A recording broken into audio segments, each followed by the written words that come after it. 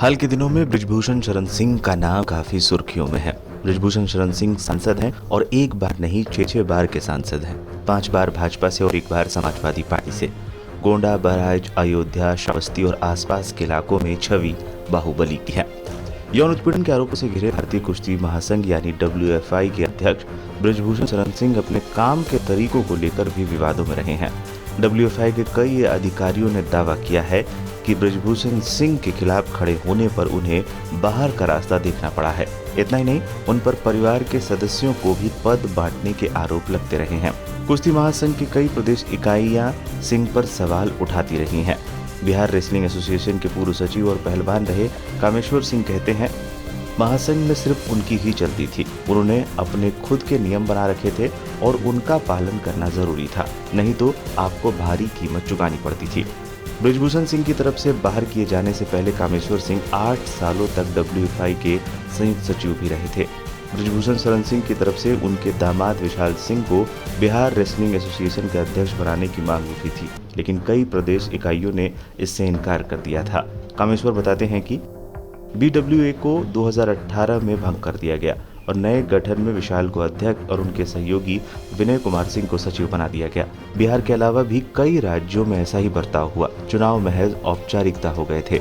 इसी तरह Tripura wrestling association के अध्यक्ष रूपक देवरॉय कहते हैं, वो WFI को अपनी मर्जी से चलाते थे।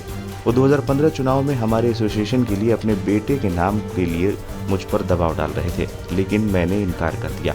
जब मैं चुनाव के लिए गया तो देखा कि हमारे महासचिव के नाम की जगह लिस्ट में उनके बेटे का नाम लिखा हुआ था। उसी दिन से WFI ने त्रिपुरा को राष्ट्रीय प्रतियोगिताओं और WFI की बैठकों के लिए न्योता देना बंद कर दिया।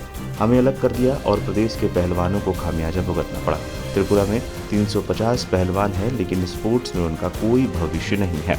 असम रेसलिंग एसोसिएशन के उज्जवल बरुआ ने कहा, बृजभूषण असम में नया एसोसिएशन बनाना चाहते थे, लेकिन हमने ऐसा नहीं होने दिया। बिहार, हिमाचल प्रदेश और मध्य प्रदेश जैसे कई राज्य हैं जहां उन्होंने निर्वाचित इकाइयों को खत्म करने की कोशिश की और चुनावी फायदे के लिए अपने रिश्तेदारों को जगह दिलाने की कोशिश की। अधिकारी बताते हैं कि तीसरे कार्यकाल में बृजभूषण सिंह हरियाणा, महाराष्ट्र और कर्नाटक जैसे बड़े राज्यों की ओर निकल गए।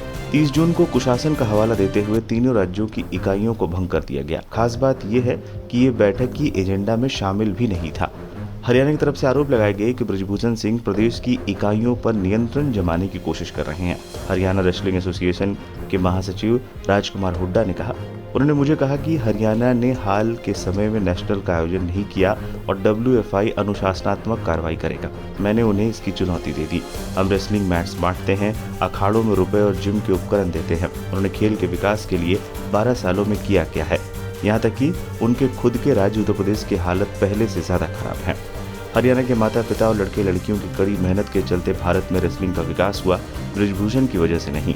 WFI के पूर्व महासचिव BN प्रसूद इस तरीके के आरोपों का खंडन करते हैं। उनका कहना है कि बृजभूषण सिंह के कार्यकाल में WFI के चुनाव में पूरे नियमों का पालन किया गया। असम को लेकर प्रसूद ने कहा, राज्य को साइंस सेंटर के जरिए प्रतियोगिता में शामिल होने की अनुमति दी गई थी।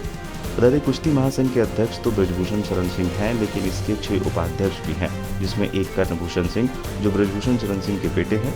कुश्ती महासंघ के जो 4 संयुक्त सचिव हैं, उनमें से एक का नाम आदित्य प्रताप है, जो बृजभूषण शरण सिंह के बेटे की पत्नी के भाई हैं। इतना ही नहीं, बिहार की कुश्ती संघ के अध्यक्ष का नाम विशाल सिंह है, जो बृजभूषण शरण सिंह के दामाद है।